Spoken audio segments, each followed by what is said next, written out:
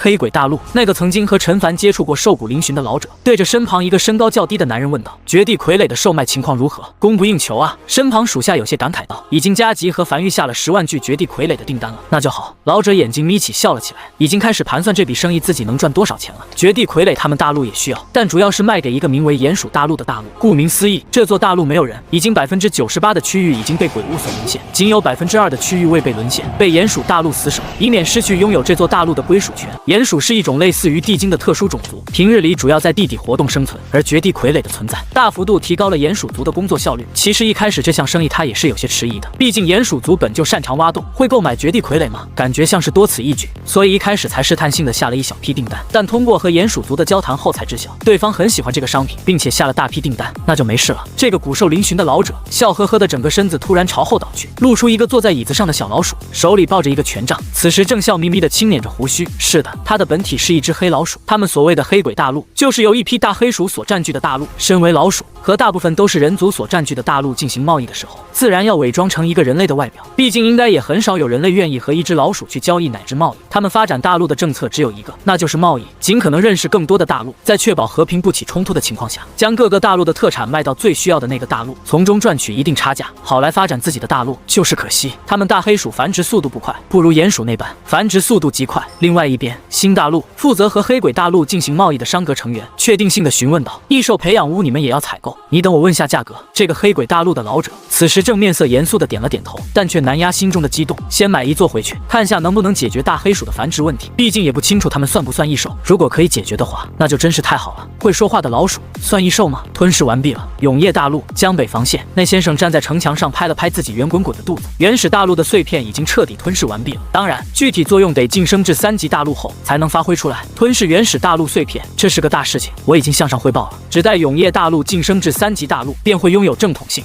陈凡没有讲话，只是抬头望向从高空中洒下来的丝丝金光落在他身上，而在灵魂深处的永业领主面板上，则是再次缓缓浮出一则信息：吞噬原始大陆碎片，讲黑暗科技原点星号1。他又再次望向黑暗科技树，此时科技树已被他点亮3个图标，分别是增加鬼矿诞生概率增加10%，种植物的生长速度为100倍，和所有弹药消耗降低10%。这3个分别代表了经济、民生、军事，而想点亮第4个图标，必须将这3个图片的分支线路点满。只是看着密密麻麻的图标，陈凡低声呢喃着：“黑暗科技原点获取极其稀有，这是可以提升一个势力底蕴的 buff 加成，大部分大陆能获得1点就不得了了，可能终其一生都无法全部点亮，甚至还有更大的可能根本就无法获得，又或是获得了无法使用等等。”陈凡突然微微一愣，他反应过来个事情：黑暗科技原点是有实体的，是一个极其小巧类似于钢珠的银白色光球，这意味着这个东西是可以交易的。其二，大部分大陆获得黑暗科技原点后都没办法使用，只有恰好找到了含有黑暗科技树的岛屿后才能使用，这就意味着大部分大陆都无法明确这个东西的价值。那或许除了这个异兽培养阁之外，我再看看还有哪些需要的。新大陆1号据点城池的一座屋内，那个骨瘦嶙峋的老者正翻阅着手里的繁育商品册，而在对面，繁育商阁成员也在低头翻阅着蜀国商品册。这是黑鬼大陆势力的名字，名为蜀国。我看看，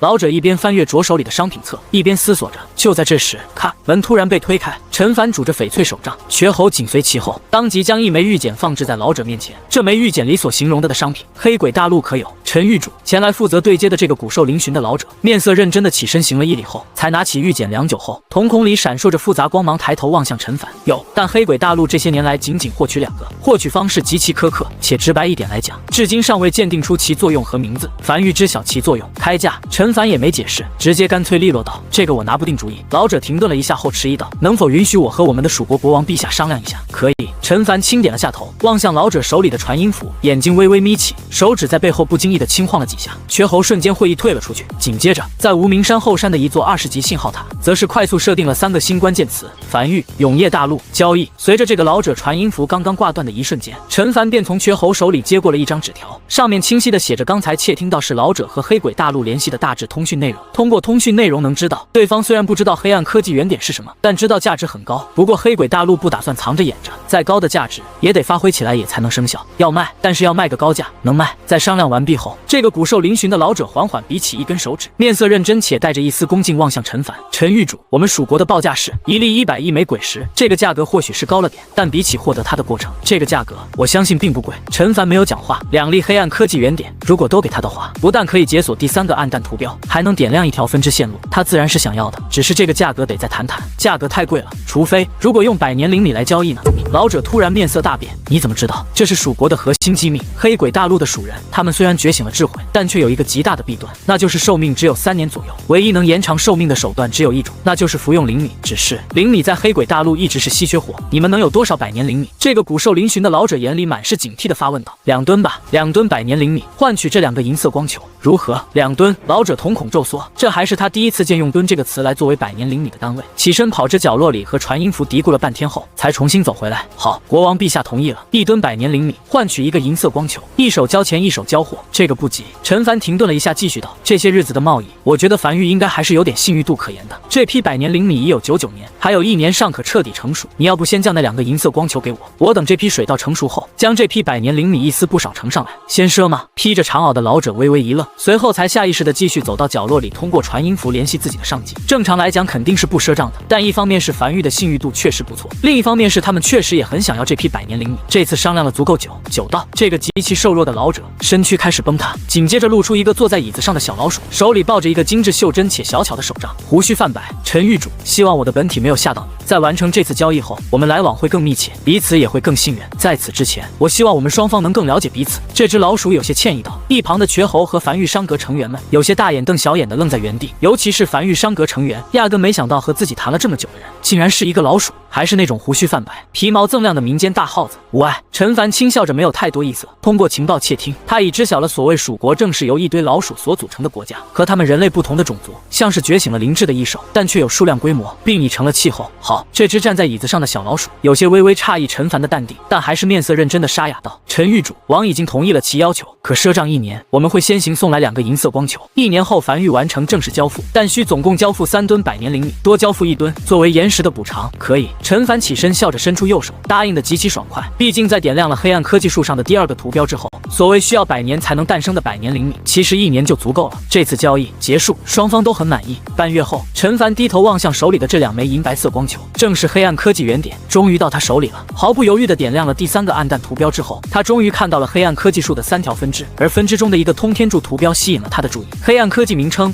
通天柱射程加持，黑暗科技品级5，黑暗科技类型：军事加成，黑暗科技效果：射程延长至信号塔范围内，所需消耗黑暗科技原点1点。陈凡眼睛微微眯起的望向面板上这行字，如今他的信号塔最高范围可达100万公里，也就是说，通天柱不再是一个大陆内的武器了，这绝对是史诗级的加强。随后他看向了民生和经济2条分支，虽然都挺想点亮，但他看见了军事这条支线上的第2个暗淡图标面板，是一个蘑菇云。天老爷，没有谁能拒绝得了一个蘑菇云。虽然他猜测这个蘑菇云可能和他认知的蘑菇云不是一个东西，但他还是想看看。在取舍了一下后，他最终点亮了通天柱射程加持这个黑暗科技，而他也终于如愿以偿的看见了第5个图标。黑暗科技名称：蘑菇云，黑暗科技品级5，黑暗科技类型：军事加成，黑暗科技效果：通天柱可吸收城防建筑全力一击的伤害并储存，可储存50%的伤害效能，并在通天柱被启动时爆发出来，所需消耗黑暗科技原点1点。陈凡的呼吸在看见这个黑暗科技后，都不由缓缓变得急促了起来。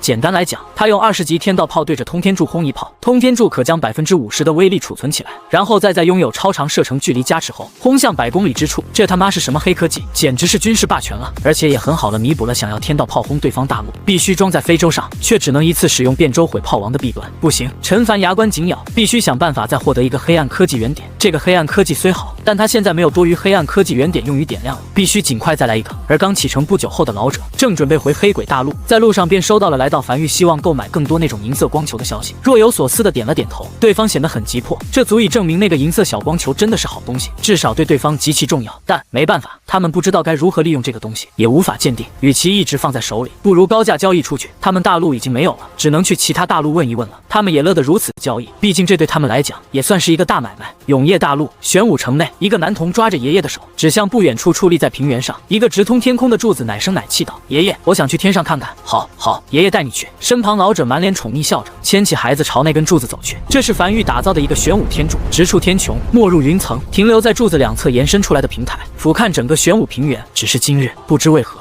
玄武天柱入口处并未如往常一样排起长队，而是被拉起了一道警戒线。数个身穿梵域制服的成员正面色冰冷的双手背负在身后，拦住周围人群。官爷，这时老者挤进人群，望向一个面色冰冷的梵域成员，试探性的询问道：“老先生。”这位负责维持秩序的梵域成员摸了摸老头怀里男童的脸蛋，低声道：“今天上面来人视察，暂时不对外开放了，改天带着孩子来吧。”明白，明白。老者颤颤巍巍的道了句谢后，才将孩子放在地上，拉着孩子朝外走去。位于玄武天柱33层平台上的陈凡，将下方这一幕全都收入眼帘，嘴角微微上扬，轻笑着没有讲话。他自然是乐于看见民间和谐的，这意味着他治理有方。他脚下的玄武天柱，名义上只是玄武平原的一个地标性建筑，但实际上却是梵域的第一次对外探索，对天空的探索。铜管可以一直累积，只要加以时间，就可以通过吊篮累积一个足够高的高度。正常来讲，从地面朝天上上升1万公里的高度，已经进入外太空了。但这座玄武天柱的高度已经来到了1.4万公里，而这个高度竟然完全没有进入外太空，甚至还发现了一个隐藏信息，那就是20级信号塔的有效传音距离100万公里，是平面距离。当高度超过1万公里时，便会失效。这就意味着它可以在距离地面1万公里高度的位置打造一座20级信号塔，让它的核导弹在1万公里以上的高度飞行，这样哪怕敌人有什么侦察手段，也发现不了。当发现的时候，一切已经都晚了。随后他来到通天柱最顶端，陈凡望向四周风景，走至边缘处，稍微身子前倾看了一眼，这里往下能看见的已经只有云层了，根本看不见地表建筑。没多说，他打造了一座20级的信号塔，安置在这处平台。几日后，站在江北防线上正发呆的陈凡，怀里的传音符突然开始嗡嗡发烫，是玄武城那边来的消息。在收到消息的一瞬间，陈凡眉头紧皱，没有丝毫犹豫，转身朝不远处的传送阵走去。一炷香后，陈凡再次出现在了位于玄武平原上的玄武天柱。就在这几日，玄武天柱已被修建至2万公里的高度，并且搭建了一个平台。他现在就站在这个平台上，只是此次联系他，却不是让他来搭建信号塔。在旁边的铜管顶端，10几个身穿制服的梵域成员正尝试性的继续往高处搭建铜管，只是当搭建上去的一根1米长的铜管立刻便化作灰烬消散。狱主，玄武城城主有些忐忑道：“你看这时。”陈凡眉头紧皱，看了一会儿后，才挥手示意周围的梵域成员退去，亲自重新制造了一根崭新的铜管，和最顶端的铜管所相连。他可以确定铜管没有问题，但眼前这一幕确实是他也不理解的。下一刻，他亲自打造出来的这根铜管也化作了灰烬，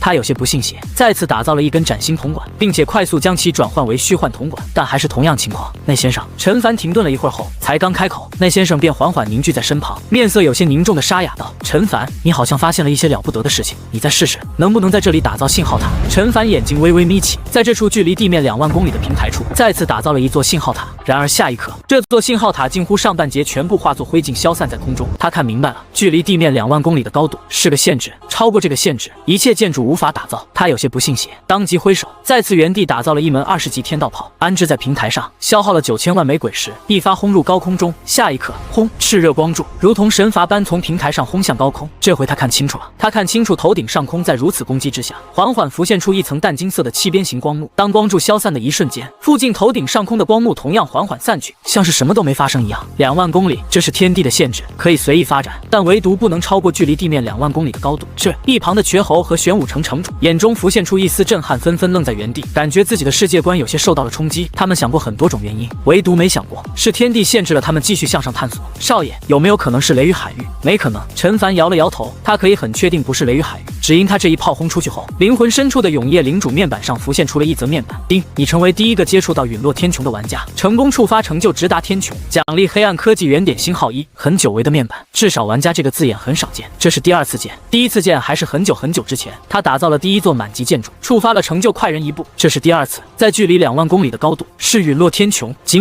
只是接触便获得了黑暗科技原点，这足以证明此地的稀有性。内先生，陈凡眼睛微微眯起，轻声道：“你可听说过2万公里的限制？”完全没有。内先生摇了摇头，坚定道：“这个我可以确定，或许等永夜大陆晋升至3级大陆后，我接收到更多隐秘消息后，会知晓这件事情，但现在我完全不知道。不过这个限制好像压根完全没有用，毕竟没有哪座大陆的建筑会超过这个高度。当然。”内先生停顿了一下，看了看脚下的玄武天柱，永夜大陆的除外。永夜大陆实在是太爱探索了，轰碎了上去看看。陈凡轻声道：“咋可能？”内先生无奈道：“刚才不是试了吗？一发20级的天道炮，也仅只能让那光幕掀起一丝波澜而已，这就够了。”陈凡笑了起来，没再说什么，而是转身朝一旁电梯走去，准备回梵域。玄武天柱短时间内没有来的必要了。他已经得到了他想要的全部信息。这个光幕固然是他见过最强的防御，但毕竟还是掀起了波澜。能掀起波澜就意味着能受损，能受损就意味着肯定能击破。江北防线重新站在城墙上的江刚获得的一个黑暗科技原点砸在了军事支线上的蘑菇云科技，随后他才朝无名山后方走去。最近几日，通过冯奇亚大陆那边窃听来的消息，对方晋升3级大陆还有很长一段时间，至少3-5年内没戏，短时间内不会开战。他在想用天道炮轰开陨落天穹的得失，他不知道轰开后有没有好处，也不知道上面有什么，也不知道要不要应该轰开。如果有具体信息告诉他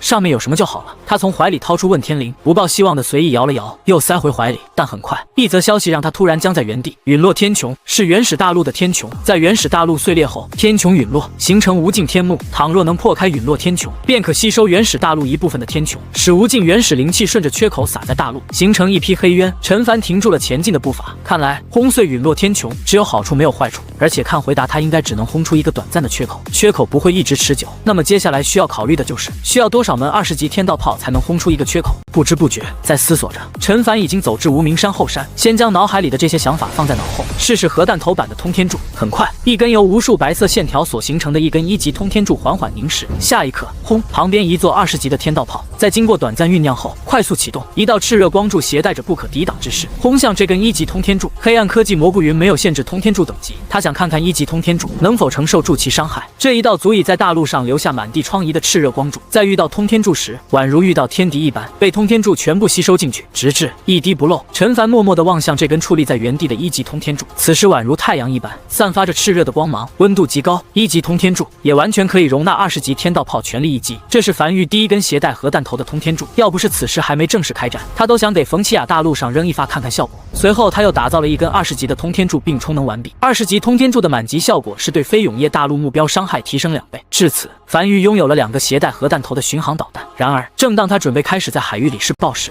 怀里的传音符响了，是来自冯奇亚大陆那边的急报。狱主，冯奇亚大陆的人刚才抓到了我们在城内的人，按上了一个打探情报的罪名，执行鞭刑后送了回来，请问如何处置？有点意思。陈凡眼睛微微眯起，上次冯奇亚大陆赔付他的50亿枚鬼石他没收，就放在了冯奇亚大陆，时不时派人过去清点鬼石数量的同时，打探冯奇亚大陆情报，一直相安无事，哪怕所有人都知道他的人在干什么，也无人敢动他的人。但此次突然试探，是发生了什么？冯奇亚大陆想主动开战，先治伤，然后谴责对面的做法，让对方给一个说法出来，并明确告知一炷香后不给樊玉一个说法，樊玉便会给冯奇亚大陆一个说法，每隔一炷香给一个说法，直到冯奇亚大陆给出说法为止。传音符对面明显愣了一下，但还是沉声道：收到，狱主。在挂断传音符后，陈凡才突然笑了起来，抬头望向面前这2根已经充能完毕的通天柱，这下有可以试爆的地方了，顺便还可以试试通天柱的巡航能力，一举两得。冯奇亚大陆，此时冯奇亚大陆之主，一个白发苍苍的老者，正坐在王座上，面色阴沉地敲击着扶手，像是在等待什么信息一样。周围一众臣子无一人妄动，整个宫殿内显得极其压抑，寂静无声。冯奇亚大陆晋升至3级大陆，只差最后一个隐藏天道赐福，和一枚大陆核心便可完成晋升。隐藏天道赐福还好说，但大陆核心他们完全不知该如何获得。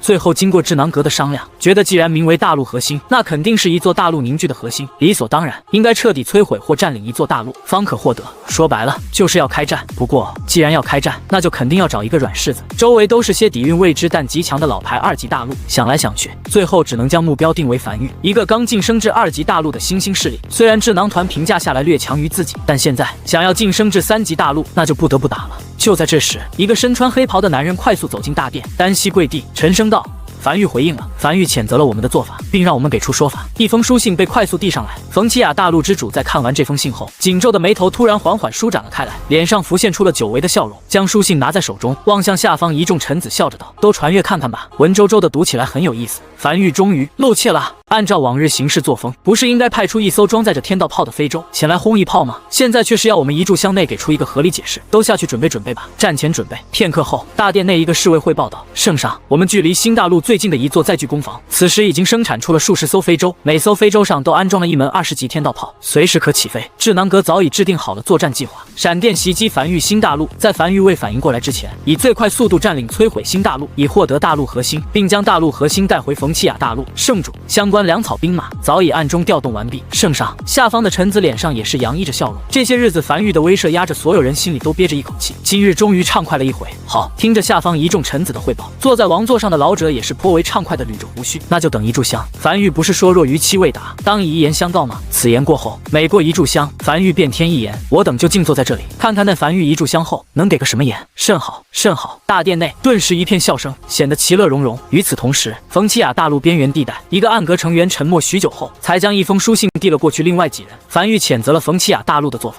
希望冯奇雅大陆给出一个说法，并无开战的打算。闻言，众人皆陷入了沉默。狱主不是一直找一个开战的理由吗？怎么会这样？男人也沉默了下来。他是樊玉暗阁第一批老成员，他知道狱主一贯的强硬作风。或许现在的樊玉需要的是发展，不是战争。狱主要操心的事情有很多，不仅仅是冯奇雅大陆。随后，他望向一旁缓缓燃尽的一炷香，从怀里掏出传音符。一炷香过了，冯奇雅大陆没有给出任何说法。我先回禀狱主，让狱主决断。就在这时，原本被油灯点亮、有些昏暗的帐篷内，突然变得极其亮堂，有刺眼强光顺着帐篷缝隙涌进帐篷内。紧接着，光线越来越亮，帐篷内也越来越亮。三人先是一愣，随后下意识冲出帐篷，抬头望向空中，只见远处海面上一根散发着炽热强光的通天柱，正以极快的速度朝冯奇雅大陆激射而来。速度极快，其携带的恐怖威力，哪怕只是惊鸿一瞥，也能清晰感觉到灵魂深处所传来的那种恐惧。等等，这个脸庞棱角分明的男人僵在原地，身子控制不住的浑身颤抖。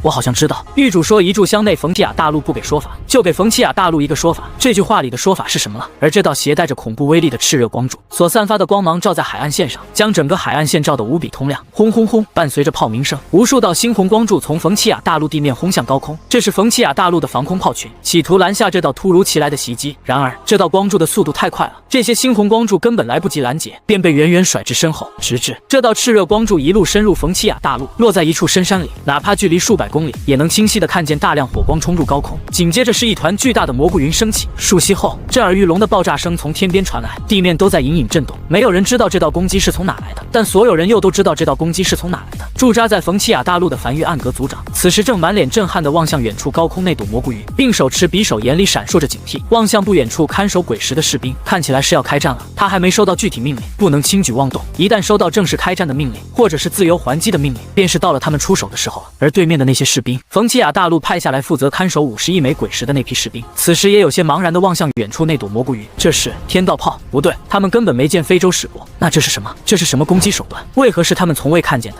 开战了！冯奇雅大陆核心处，一道急促的声音从殿外响起，打破了殿内谈笑风生的气息。只见一个身穿黑衣的男人面色焦急地冲了进来，如此慌张，成何体统？正坐在王座上的老者此时面色微微有些不满，有什么消息呈上来便是，天塌下来也有我顶着，急什么？说什么事儿？距离樊玉驻扎大陆区域278公里的深山载具工坊，在刚才遭到不明势力的打击，2座9级载具工坊被毁，刚生产出来的非洲尽数被毁，那些已经安置了20级天道炮的非洲也尽数被毁，驻扎在该工坊的数万余人全部蒸发，方圆近百里，沦为废墟。话音落下，大殿内顿时一片鸦雀无声，变得极其寂静，空气冰冷的像是能滴出来水来。冯奇雅大陆之主坐在王座上，面色渐渐难看起来，双手不自觉地握紧扶手。他此时自然已经知道给他们一个说法是什么意思了，是什么攻击手段可以跨越如此之远的距离，轰到他的秘密载具工坊。通天柱不对，通天柱没有这么远的攻击范围。天道炮也不对，没有非洲深入腹地。根据情报，是一道速度极快的炽热光柱，散发出强烈的光芒，比白昼都亮。布防在岸边的防空炮根本没有起到作用。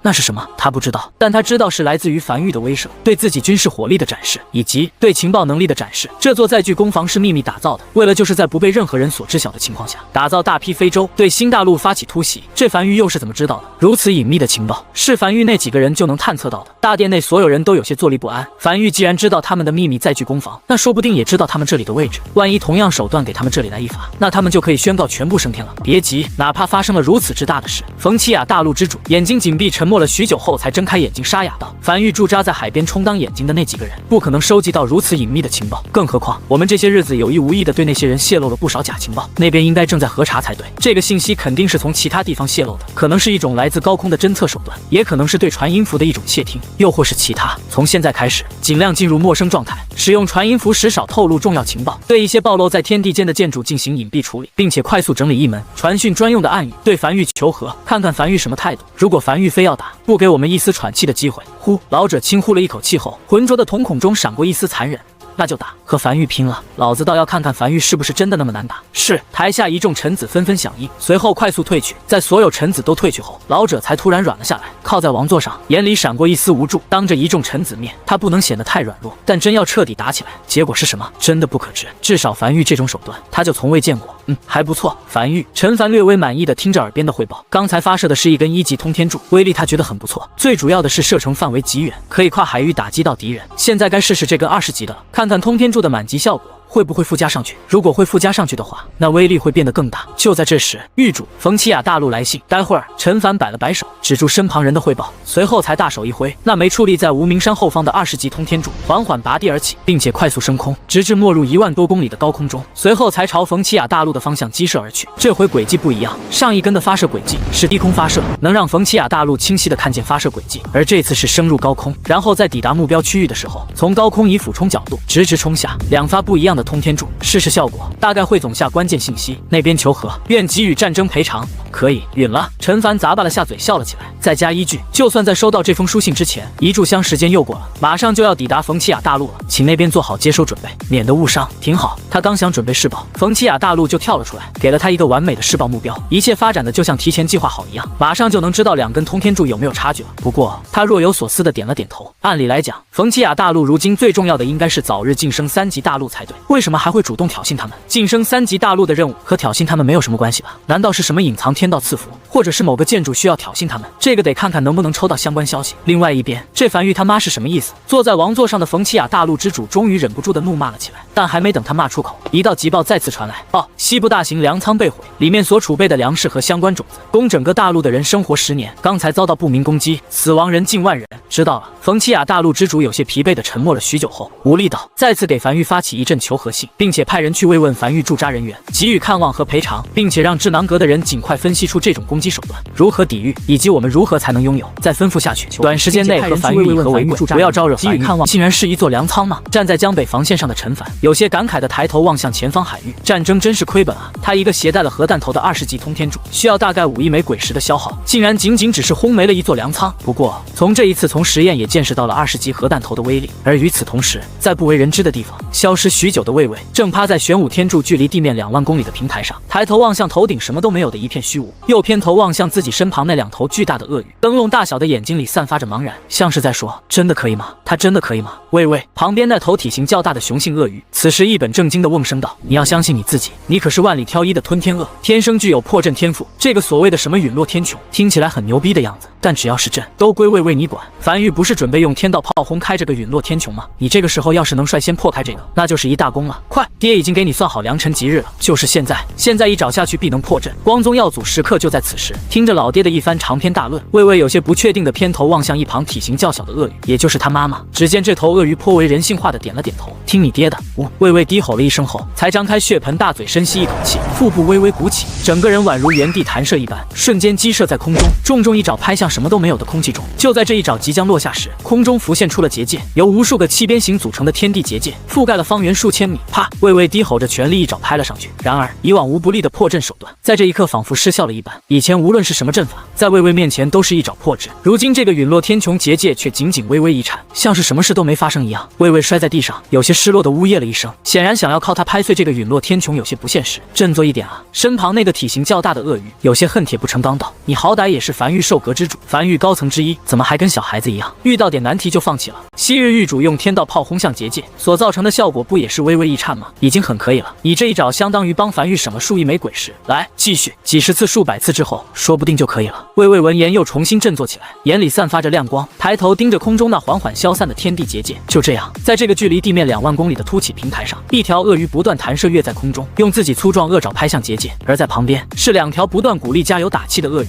，3条鳄鱼再次显得极其热闹。狱主魏魏那边暂时还没什么进展传来，陈凡如许久前的雨季那般一样，在城墙上搭了一把摇椅，晃晃悠悠地坐在摇椅上翻阅着手里的书籍，听着身旁王奎的汇报，有一搭没一搭的随意点着头。他没阻拦魏魏，毕竟魏魏身为吞天鳄，天生具有破阵天赋，或许可以有奇迹发生，只是现在看来不着急，不用过多关注。陈凡低头望向手里这本画本，有些漫不经心的随意道：如今他得到的信息，魏魏一巴掌可以使得陨落天穹微微发颤，和他一发天道炮的威力差不多，刚好可以让魏魏试试陨落天穹的结界机制，比如这个结界是有一个承受伤害上限且不会恢复，那魏魏只要消耗的时间足够多，总能破开这个结界。结界，但如果这个结界会自我修复，必须在短时间内突破一个临界值，那就是消耗时间再多也没有意义的。具体哪种机制，他暂且不了解，但等微微一段时间后，就可以得出答案了。明白。站在一旁的王奎应了下来后，又再次汇报道：梵域第1届春考即将开始了，共9门学科，选出9个榜首。第1届春考举办地点就在江北樊城，于3日后正式开始。已经有很多学子赶往樊城，并且这些日还有陆陆续续的学子赶往樊城。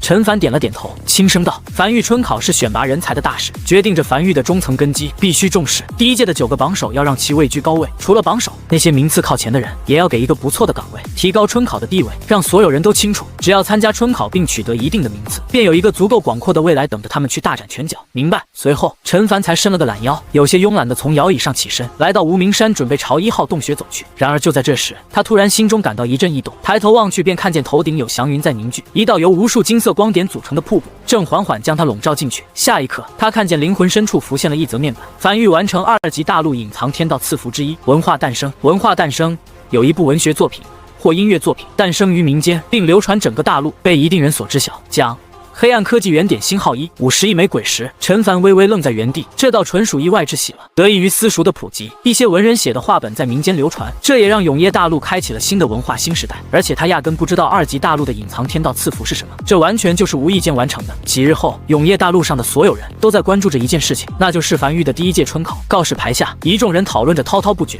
各有各的想法。而乔装打扮的陈凡在瘸猴的陪同下，站在人群外围，单手拄着手杖，眼里带着笑意望向眼前这一幕。少爷。站在陈凡身后的瘸猴低声道：目前来看，百姓对这次梵域春考热情还是挺高涨的，应该能筛到不少人才。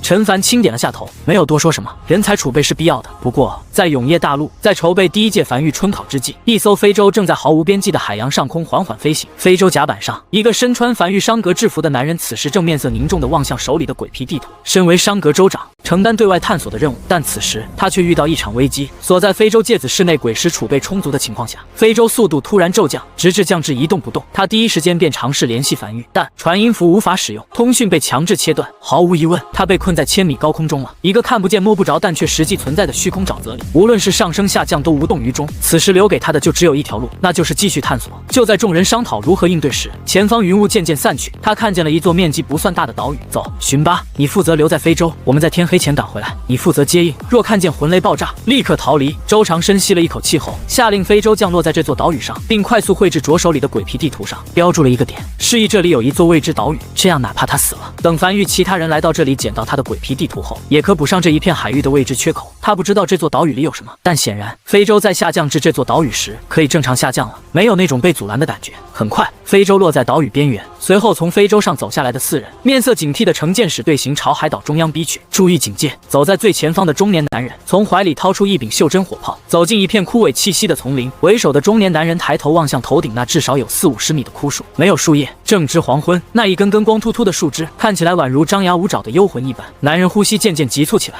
跟在身旁的3人也无一人讲话，面色都有些紧张。这是一个完全未知的地方，在梵域的记载里根本就没见过这种地方，一切都得靠他们自己。走在最前面的州长将火炮拎在手里，不断巡视着四周，地上没有一片落叶，也没有落叶腐朽的迹象，这意味着这片丛林很有可能一直保持着这种腐朽衰败的姿态。安静，极其安静，没有鸟鸣声，没有蟋蟀叫声，没有爬行动物划过泥土的声音，也没有野兽乱窜的声音，除了他们几人的脚步，几乎听不见任何一道其他声音。不知是不是错觉，又或是紧张所导致，他总感觉自己的心脏跳得越来越快，声音也越来越大，如雷声砰砰响起，近乎震耳欲聋，神经也在这一刻紧绷到了极点。下一刻，一道近乎不可察觉的异动在几人左侧响起，但在如此寂静的情况下，这点异动几乎瞬间惊醒几人。轰！几乎同一时间，4人齐齐转身，动作干脆利落地掏出手炮轰向左侧，猩红光弹射出，泥土被翻起，附近的几棵枯树也轰然倒地。谁？周长嘴唇微微发颤地低吼道：“一发手炮就需要消耗500枚鬼石。”但此时也无人在意这个消耗，无人回应。在确定没有动静后，几人才小心翼翼地朝左侧移动而去。除了看见几个被轰出来的弹坑后并无异动，就仿佛他们产生了幻听一样。带队的州长没有放下警惕，这肯定不是幻觉。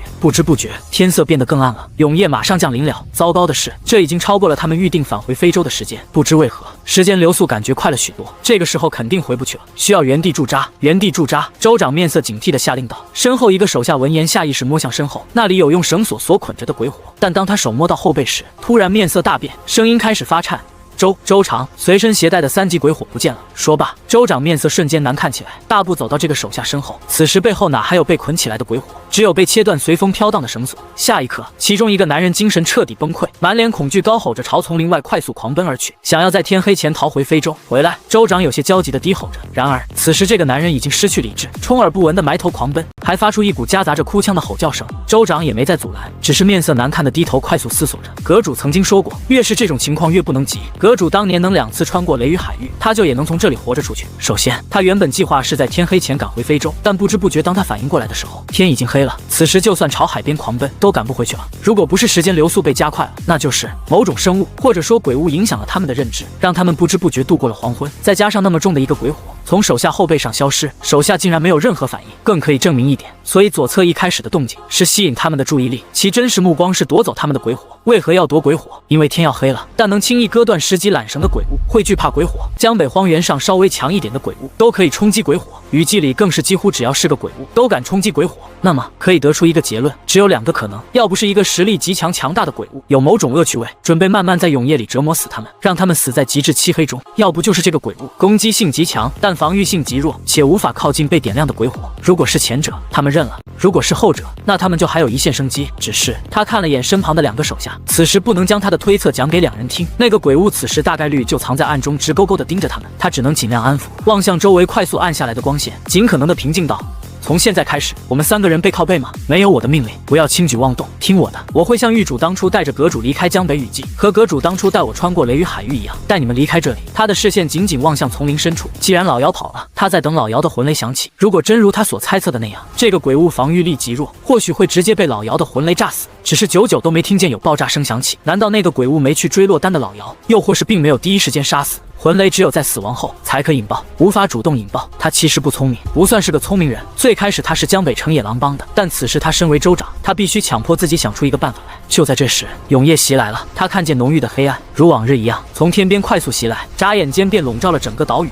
他轻呼了一口气，缓缓闭上双眼。这是他第一次在没有鬼火的保护下站在永夜里，那种极致的漆黑，哪怕是闭上双眼所带来的压迫感，也令他呼吸不由加快。他感受到了另外2人的后背紧贴着他，也在发颤。别慌，别慌，他像是催眠般的安慰着自己，并且紧紧握住手里的手炮，对黑暗中那个未知的鬼物做着侧写。一个孤独的鬼物无法离开岛屿，岛上没有任何生物，也没有人路过这里，极其无聊，不知存在了多久。这种情况下猛然看见有人类登岛，第一反应肯定不是杀死，而是慢慢玩弄，来打发无聊。而他要抓住的机会，就是对方不打算第一时间杀死他，想要玩弄他的机会。就在这时，一阵微风拂过，夹杂着一丝顽童的取笑声。脖颈先是一阵冰凉，随后才后知后觉地传来一阵刺痛，温润的血液缓缓流下，伤口不深，更像是满眼爱意但却是女鬼身的妻子对丈夫的抚摸，温柔且致命。男人没有任何反应，只是站在原地，双眼紧闭，像是入定了一般。他这辈子从来没有神经如此集中过，他甚至有空杂想，他曾认为自己在面对死亡时，或许也会恐惧会崩溃，但没想到他表现得如此镇定，他都有些佩服自己了。下一刻，再次一道微风拂过，这次是右手臂，衣服被撕裂的声音响起，或许是他表现得最镇定的缘故。黑暗中的这个鬼物并没有伤害其他2人，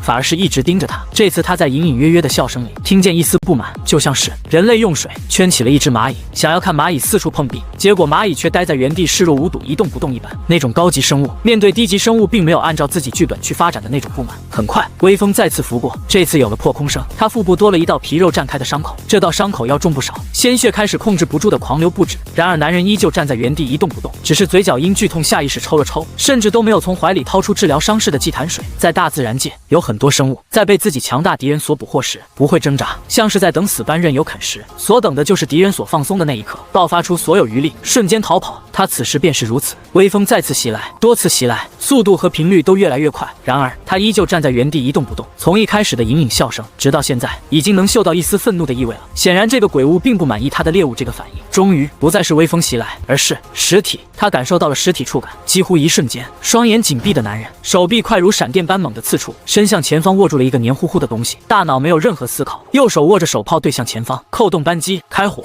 轰！爆炸声响起，他感觉到手里握着的东西突然软了下来，还有粘稠的液体溅射在他身上，来不及过多反应，再次扣动扳机，直至手里握着的东西彻底软下来。男人这才松开手，继续站在原地耐心等待着。数十息后，才从怀里掏出一个瓷瓶，将其中的祭坛水喝进肚子里。老大，你还好吗？身旁一个手下有些声音发颤的开口问道。虽然因为黑暗看不见发生了什么，但通过声音，他们能大概猜到发生了什么。还好，男人声音沙哑的缓缓道，继续警惕，黑暗里不一定只有这一只鬼物，他甚至都不知道自己杀死了一头什么鬼物。但可以确定的是，防御确实很弱，和他所猜测的一样，只要手炮正面命中，几乎可以一击毙命。而对方攻击力极强的同时，速度也是极快。极致的漆黑中，只有3人微弱的喘气声。不知过了多久，四周的黑暗如潮水退去般快速退去，取而代之的是远处缓缓升起的朝阳。下一刻，除了周长之外，剩余2人几乎是瞬间瘫痪在地。这是精神高度紧张了1个晚上后，彻底来到了极限的征兆。此时，这个为首的男人才看清楚在面前弹坑里的那个鬼物，像章鱼一样的存在，软绵绵的一滩，地面上散落着粘稠的液体，有数十根触手，旁边还跌落了数枚鬼石和一件他看不懂的异宝，是令牌状的。他快速将地面上的所有东西全都捡起来，快速收进怀里。令牌状的异宝往往价值不菲。与此同时，高空隐隐传来一道闷雷响声，紧接着，只见一场绿色大雨突然笼罩了整个荒岛。紧接着，那些不知枯萎了多少年的树木，在这绿油油的翠雨下，像是被灌溉了生命源泉一般，稀稀疏疏的快速长出大片大片绿叶。眨眼功夫，整个森林布满绿色气息。不仅仅如此，高空之上，这场翠雨在空中形成了一串文字，是他们看不懂的文字，但却能清晰看到其表达的意思。他曾经见过这种文字，那是永夜大陆晋升至2级大陆时所出现过。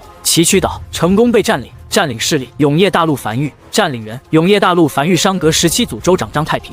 男人呆呆地抬头望向眼前这一幕，还没等他来得及反应过来，便听见一阵地动山摇。只见一座高达数十米的石碑，宛如小山一般，在满是鹅卵石的海滩处从地底缓缓升起。耳边的手下也传来夹杂着喜悦的急促声：“老大，传音符恢复正常了，已联系上繁育，立刻汇报我们所经历的，和当前坐标。”是永夜大陆。陈凡正站在樊城的城墙上，望向不远处荒原上那个拔地而起的巨大石碑，足足有数百米之高，碑名“开辟榜”，其上只有一行字，记录着岛屿名字、占领岛屿的势力和领队的州长。此时距离繁育第1届春考还有2日，他正留在樊城，大部分精力放在春考上。正忙碌时，灵魂深处的永夜领主面板在不断闪烁，成功探索到第1座稀有岛屿，完成了探索世界第1步，将一枚天道石。紧接着，他便感觉到樊城外在地动山摇。当登上城墙时，便看见一座巨大的石碑拔地而起。身旁王奎已汇报完了消息，他已知道了缘由。昨夜，商阁一队外出探索人员发现了一座稀有岛屿，并成功占领，为繁育占领了第1座稀有岛屿，在位于新大陆0.6万公里的地方，名为崎岖岛。狱主王奎又收到了新的消息，从怀里掏出一张牛皮纸，快速递了上来。这是商阁17州州长传回来的信息，在那座崎岖岛上也升起了一座石碑，这里是石碑上所刻录的信息。陈凡接过，低头望去，稀有岛屿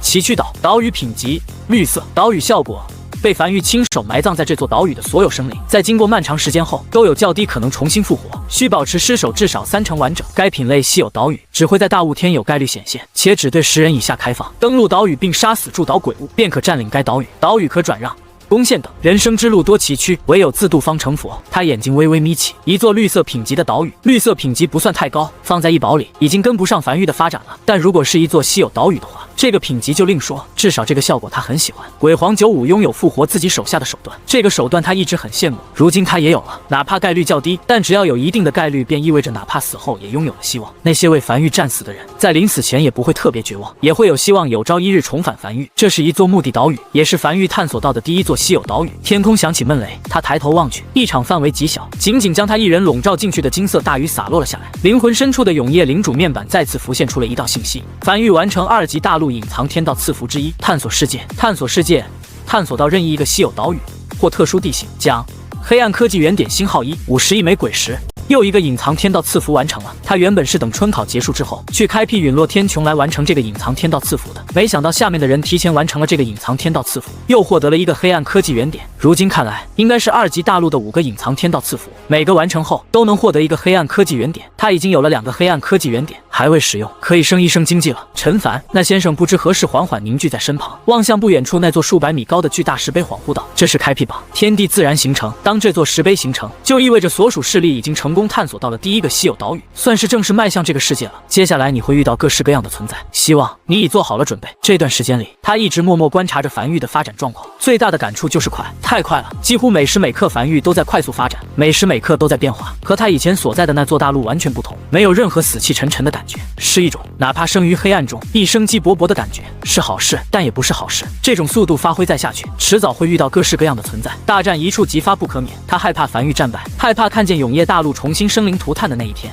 陈凡没有讲话，只是默默地站在原地，望向下方的一切。无数百姓正拿着传音符将开辟榜上的信息传到永业大陆各个角落。那个叫做张太平的繁育商阁17组的州长一夜成名，很多人都知道了这个名字，并且这个名字会永久被刻在这座开辟榜上，所携带的荣誉那更是无法估值。待张太平归来，他肯定会给予一笔钱财奖励，有荣誉，有名声，有权财，这就是商阁的魅力。只要你运气足够好，实力足够强，能探索到一座新大陆或新岛屿，就什么都有了。从原本的默默无名之辈，一夜之内名彻天下。一时间，他甚至听见了城内无数年轻人的喘气声，那是一种激动向往的喘气声。有什么吸引力比一夜成名对年轻人吸引力还大吗？有谁不想鲜花簇拥，人尽皆知？原本很多准备参考的年轻人心中都有所想加入的部门，但此时在经过这件事情，不少人都在开始琢磨着要不要加入商阁了。目前来看，要想建功立业，还是得去商阁啊。崎岖岛上的张太平已在返程路上，但路途遥远，短时间内还回不来。陈凡此时已回到无名山后方，独自一人坐在一棵大树的树杈上，望向手里的鬼皮地图，规划着繁育领土。目前繁育所占领的领土已经有永业大陆、护翼大陆、新大陆这3座大陆，以及崎岖岛屿这4个地盘，相距都较远。就在这时，耳边里的传音符突然响起少秋的声音：“狱主，繁育暗格捕捉到，在永业大陆百姓中流传着一个对狱主你可能不利的信息，说你是傅氏母，是个屠夫昏君。目前传播范围主要在永业大陆东部，传播范围不广，相关人员已控制起来，已经在审讯了。”正独自一人坐在树杈上躲了个清静的陈凡眉头微微皱起。每个人都会有一些黑历史，他也不例外。这都多少年前的事情，怎么会突然翻出来？而且他没弑父弑母，父是齐月亲手杀的，而弑母更是无稽之谈了。但这种事情不能解释，越描越黑，任何事情都不可能突然冒出来，必有源头。就像这些流言蜚语，也必有背后人在操控。只是永业大陆还在保护期，其他大陆的人不可能穿过雷雨海域，就算穿过雷雨海域，也在保护期内无法登陆。也就是说，传播谣言蜚语的人是永业大陆上的自己人。有答案了，再来找我。明白。然而，意外这种事情不会一件一件的来，等你解决好了一件，再来一件，而是接踵而至，令人反应不过来。高空中再次传来一道闷雷炸响，紧接着，无数云朵在空中开始不断扭动，并形成一行字：永业大陆已突破封锁，寻到一处稀有岛屿，保护解除。在看见这一幕后，他内心突然咯噔一下，涌出一阵不安感。果不其然，下一刻传音符里便响起新大陆那边传来的急促消息：狱主，雷雨海域彻底崩塌，所囚禁的大批鬼物溃散，鬼潮冲击的方向是永业大陆，并未前往新大陆。陈凡面色凝重的远眺天边，隐隐间仿佛已经看见大量恶臭涌向海边。永业大陆的保护期还有2年，这些鬼潮肯定无法影响到繁育。只是他没想到雷雨海域会突然碎裂，而且他都认为雷雨海域是一种囚禁，没想到竟然真的是一种保护，对永业大陆的保护。可为什么这么久以来，他只看见永业大陆有保护，其他大陆怎么没有这种保护？现在唯一庆幸的是，这些鬼潮暂时没有去新大陆。紧接着，一道道消息急促传来，基本都是雷雨海域突然碎裂的消息。他布置了大量哨岗，用于监视雷雨海域的动向。此时，大量哨岗正不断传来消息，直至夜深，永业大陆已被大批鬼潮彻底围了起来。